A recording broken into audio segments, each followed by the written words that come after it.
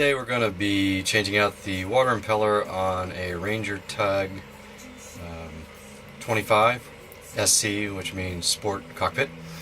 And the impeller is a little challenging to get to, just because the D3-150, that's the diesel inboard, is up against the wall inside the engine room, and you've got about this much space to work with to be able to get the pump out. So what we need to do is remove some face panels inside the cabin, try to get access through there, and there's a secondary panel that we're going to have to remove or slide to the port side.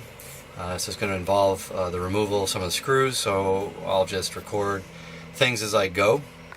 So this is one of the front panels here that gives you access to your fuel tank. It sits over the step in the cabin, and we're going to use a square head bit to remove these screws all along here.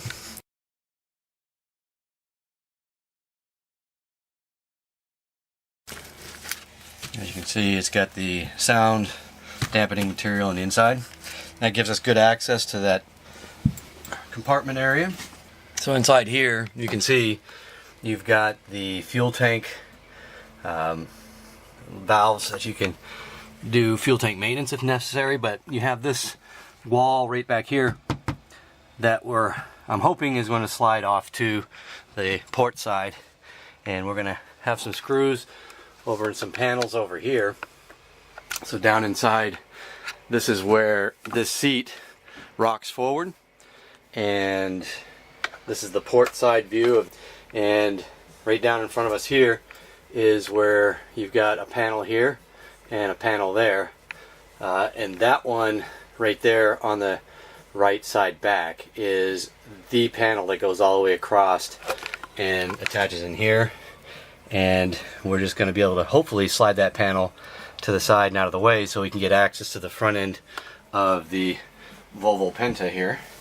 Here I've removed the cosmetic panel that covers the exhaust, but also gets down inside the engine room, and you can see right in front there, that is the water impeller pump pulley dead center screen, and that's what we're trying to get access to.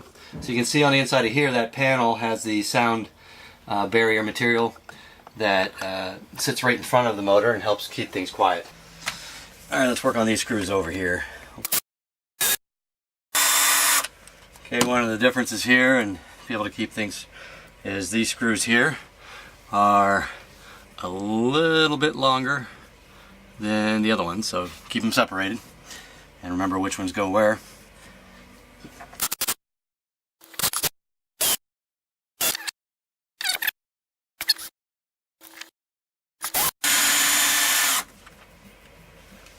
Now again, we got 3 different sizes here of screws.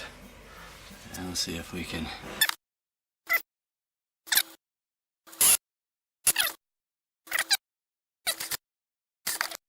Okay. So this is one of the longer screws as opposed to the 3 I just removed. And we can pull this panel off here, wiggle it out, and now you can see we've got this panel here that is somewhat loose, and now we just got to figure out, have we removed everything that it takes to pop this panel up and move it sideways. What I'm seeing here is we've got some screws here on this unit. Here is the diesel pump for the Webasto heater that we've got here. So you've got one screw on this panel here that's screwing down into the fiberglass, and then you've got these 2 other screws here. This one goes into this panel, and this one goes down into it too. So you've got 2 screws here, but you've also got this one screw here on this panel. So it looks like we need to take this off.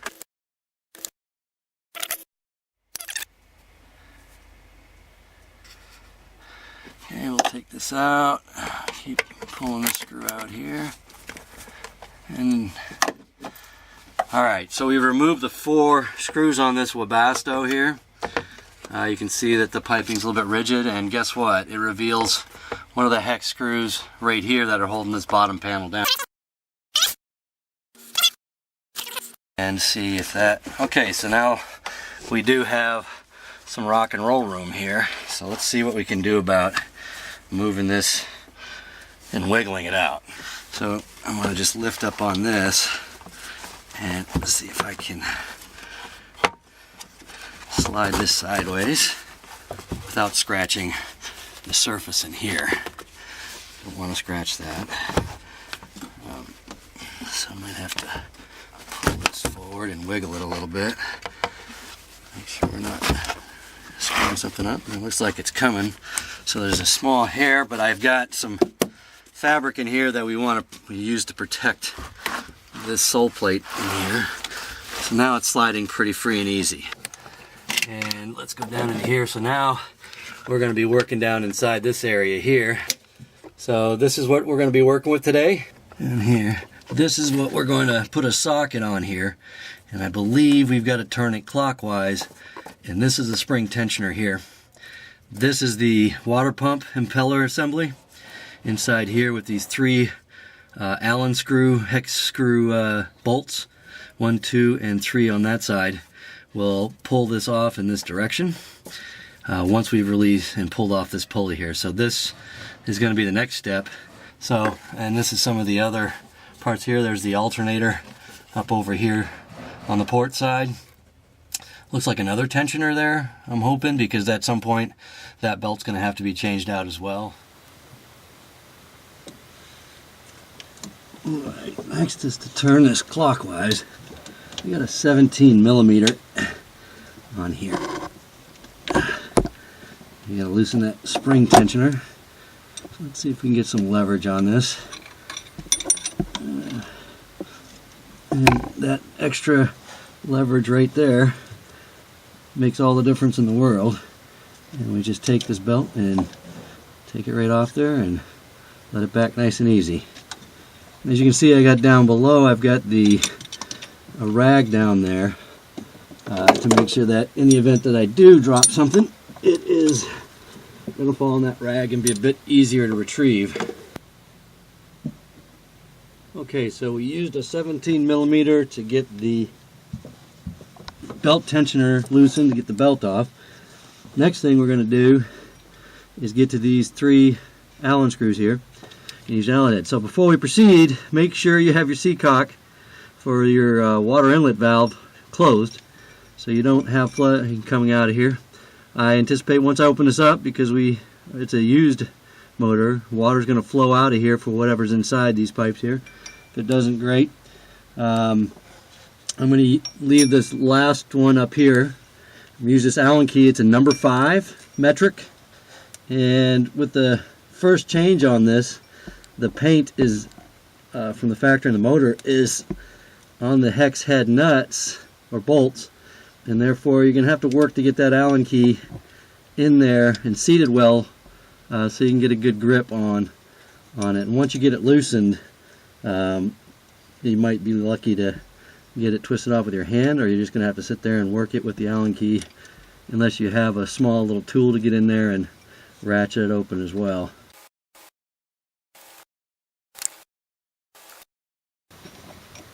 You can probably turn the pump a little bit. You've already broken the grip on that bolt, and get that longer end through.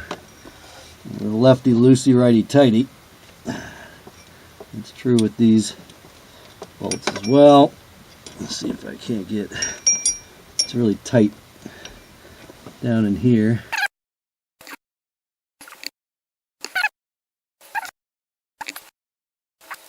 The kit comes with the impeller, comes with the 2 gaskets, seals, and a package of glycerin lubricant that you're going to put on each one of the impeller blade ends and coat the inside of your housing with prior to reassembly.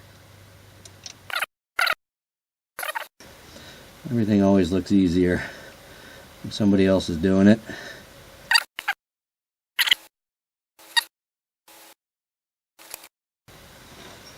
Okay, there we go. Bolt number 2. Now on to number 3, which will hopefully it's going to be the easier one.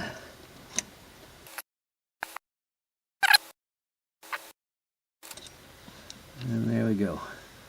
And these bolts do not have any lock washers on them, so just going to be tightening them up without over torquing them. Alright, let's see here. So now we just pull that straight forward and out comes the water like I predicted. So, as you can see here, we've got a gasket seal on that. Now the kit comes with two. So this is one seal here, so I'm going to have to figure out where both of them are. So I didn't see another one pop off and wash down into there. So anyways, I want to get this, and on this pulley here you have a directional arrow right there as well, so that's the way that is going to turn until we need to put it back in. Make things a little easier. Okay, next, pair of needle nose. See if we can't get a good grip on this. Pull it out, and we'll try this way here. There we go. Get that pulled out there.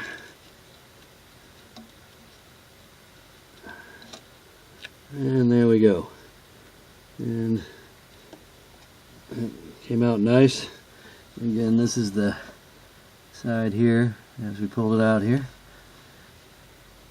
Alright, so that is probably one of the easy things. I'm going to feel around inside here in the housing just to make sure that there's no scoring from any debris that might have gotten sucked up in there. Alright, so we've got some of these, we got the old impeller out here, and so we're going to replace it. New kit for this D3 model.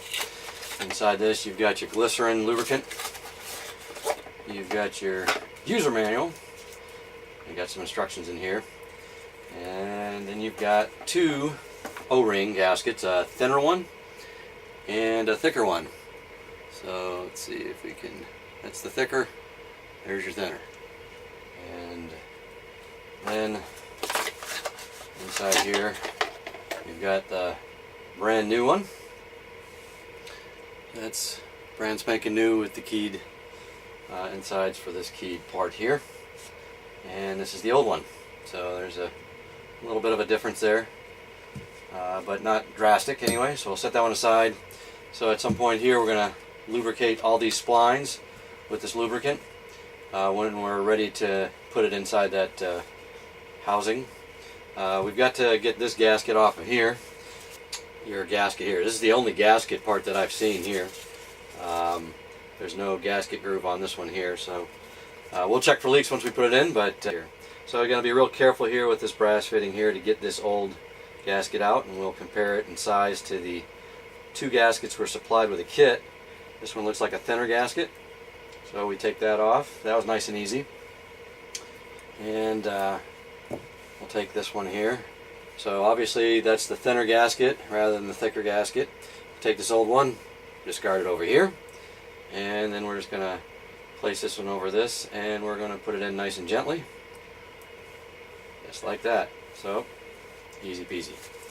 Alright, so the next thing we're going to do is get this thing lubed up, and then we'll go to put this shaft back in and reapply the bolts there. When we insert this, we're going to put it in and twist it a clockwise direction as it is illustrated inside the manual here with the glycerin lubricant on it. And then we'll reinsert that pump pulley and put the belt back on.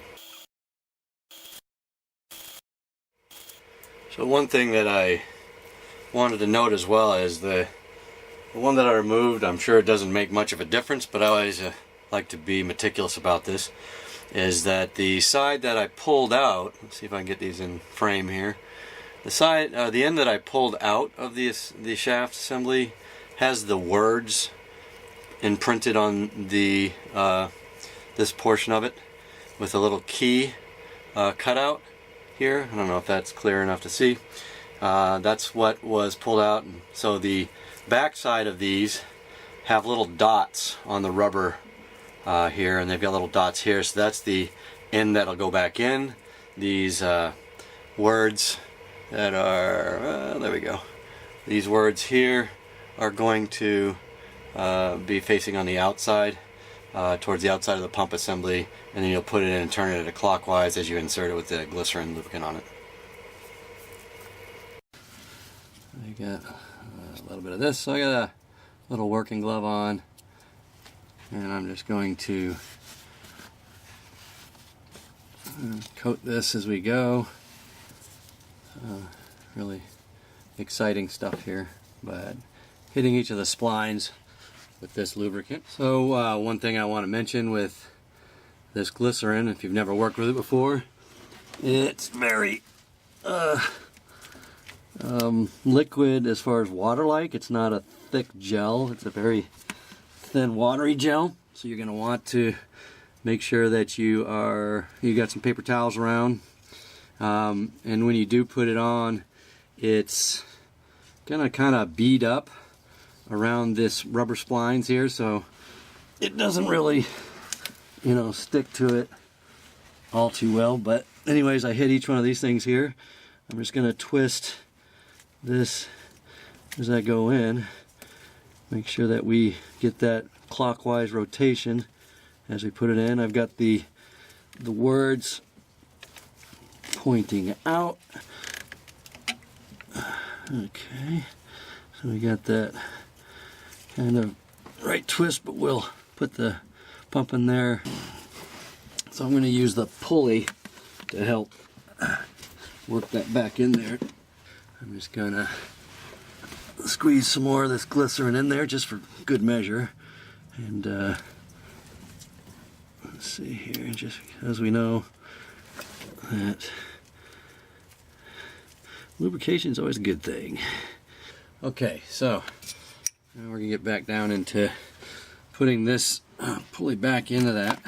Probably help us get that pushed back in and make sure that we have this positioned correctly. And that should be that, and that's the base of this too. There's a little difference in where you got the flat part down. This flat part there goes downward, and there you go. So once we get that kind of slotted in here, we can probably use that to help work that back into seating that in, just like that. And now I'm turning it, and it seems to be turning freely. So now we just got to make sure that we can get these bolt holes aligned, and this turns kind of freely as well. So it looks like we got that pretty well aligned, and we're ready to put the bolts in. Okay, I'm going to just do things in reverse order and get this bolt placed back in there.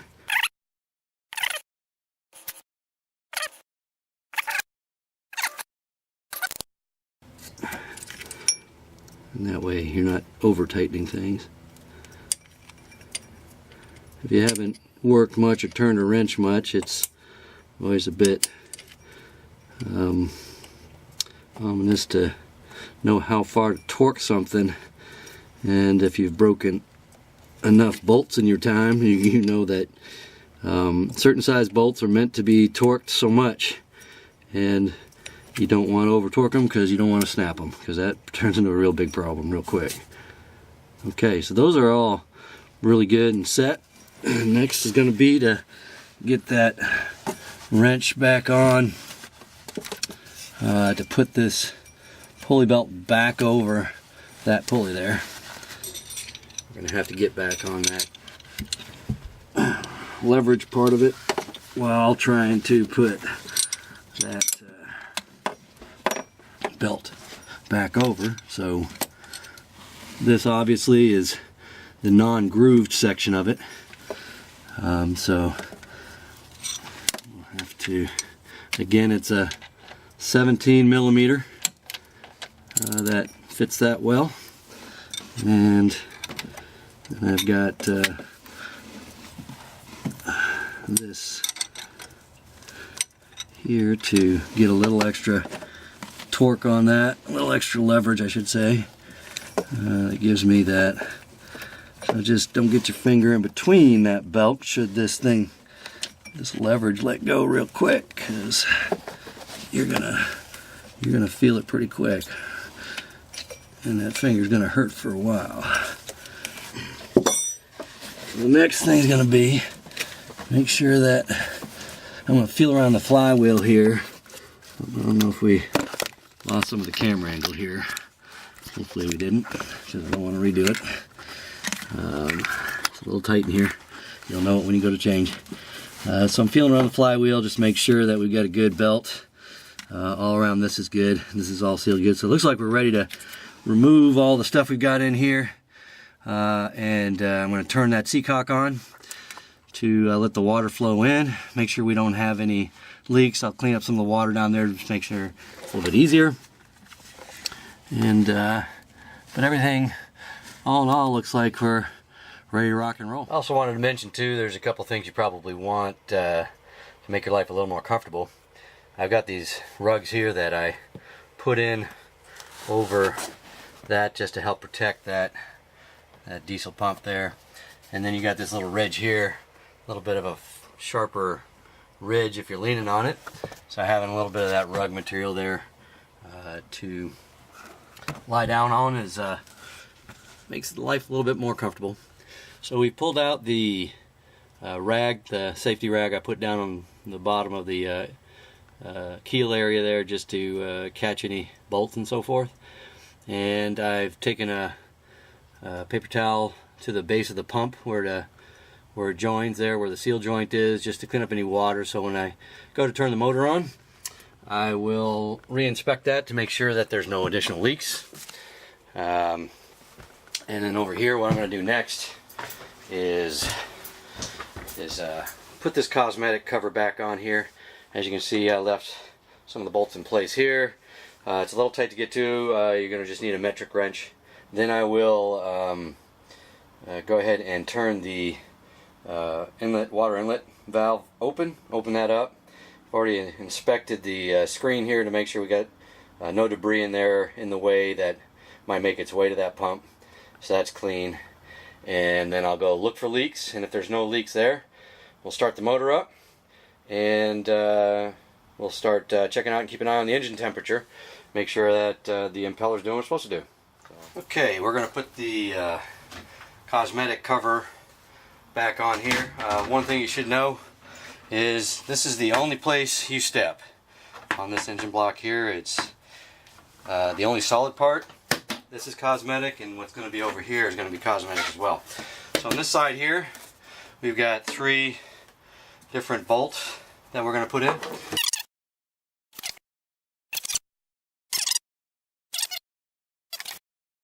So we've got to get this slotted in. There's a groove right up underneath here that slides right in on.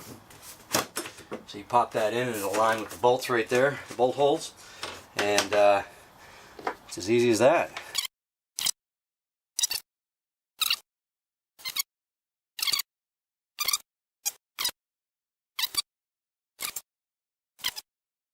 Here, if I turn it back here, that this sits up, and this part here will vibrate up against this hardened cover that you step on. And so if you haven't got this tweaked just right or pulled back, because you can kind of bend it a little bit, you'll get that vibration noise out of it, and it's just not any fun. I figure while I was down here putting the covers back on, I took the port side cover off here just to give you kind of an idea of what's down underneath this cover here. You've got a fuse here should you ever have to go checking for fuses as well. You've got your relays up over here. Starter relay is here, and then you've got your external stop relay here. But also down inside here, let's see if I can get some light down on it. This is your oil filter. Changing this thing out here is pretty easy and straightforward, but as I've shown you earlier in the video, you've got an alternator down here. So before you even unscrew this or loosen it, you want to make sure that you put something over your alternator in case you spill any oil from your oil filter change here, because you do not want to get that oil on top of your alternator, get inside there. You can ruin your alternator, and that would be an expensive repair. And then down over here is where you got your fuel water separator as well, and you've got your oil dipstick right here to make sure that you check each time before operation. You've got a valve down over here for some of your coolant. You got another valve here, and then you've got this here, which is a fuel filter. You're gonna have to replace that on a scheduled basis as well. You've got this is where you put your oil in, and when I drain and change the oil out, I'm usually doing it using a oil pump that I put down in through this dipstick tube here as well. And then you've got over here, see if I can get it in view, this is your reduction gearbox, or your transmission box level check here, where you'd unscrew this and then you set it back in after you clean it off, and or I do, and check the level. I don't screw it back down in to check the level. As I understand the manual, you set it back on top of the thread, you don't screw it back down into the thread. So I also put in a level over here, and I've got a bubble level right on top of here, and I've got another level over here. So when I'm working on the motor, I want to know whether or not I'm level or not, especially when I'm checking my oil, to make sure that that's going to report correctly. With the boats I've owned in the past, it's always been helpful because your level is always different when you're in the water versus on a trailer. So now I'm going to put that cover back in. So let's see if I got a good view of doing so. Let's move that up here. You got a decent view there, good enough. So we got 3 bolts up there, and again we've got the grooves to think about here. So we're going to gently slide it back inside here. Make sure that we're not using primitive Pete methods to force things in. And so this grommet's going to go on top of this one here. Again, we've got 3, one on the side and one at either end of the motor. So we're just going to slide that in. It slits right into this groove right here. There's a lip, and you got some fabric there. That's some sound dampening material. And this time I'm going to put this bolt in first. Get that down in. So I'm going to go double-handed here, because again, I don't want to drop this thing, because that's going to suck the fish out. And that's not the kind of fishing I like.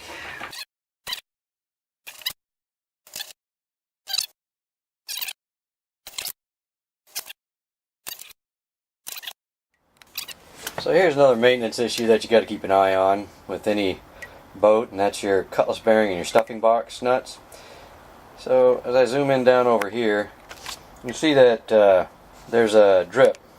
Now, drip is supposed to occur because that's going to help lubricate that flax cord that's inside that stuffing nut there. But that is way too frequent a drip going on over there. So water filling up quicker than you want in your bilge area, and we're going to take care of that. I made a couple of wrenches here that proved to be pretty useful when you're trying to do that. So there's 2 wrenches that I've got here. They're plumbing wrenches, pretty straightforward.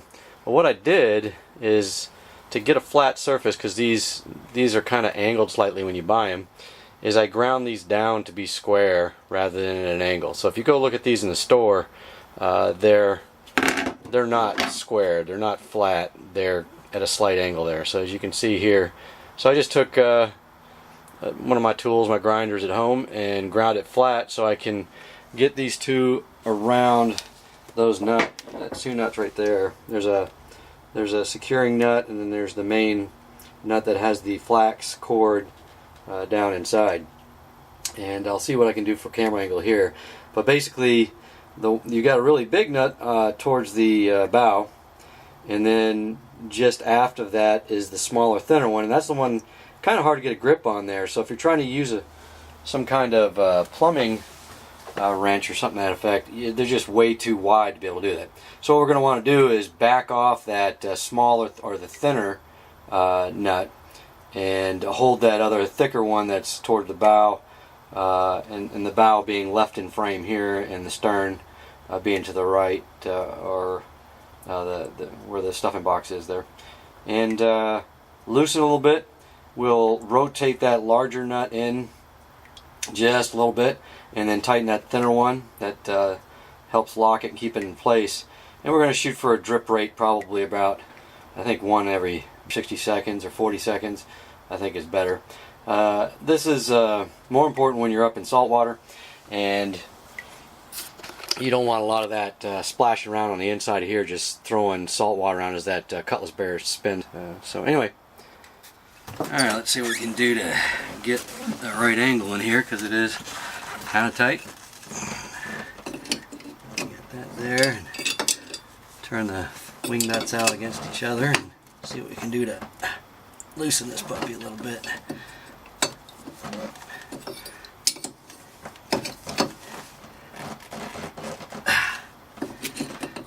Sometimes it takes a little help to get with primitive PETA with a little hammer here.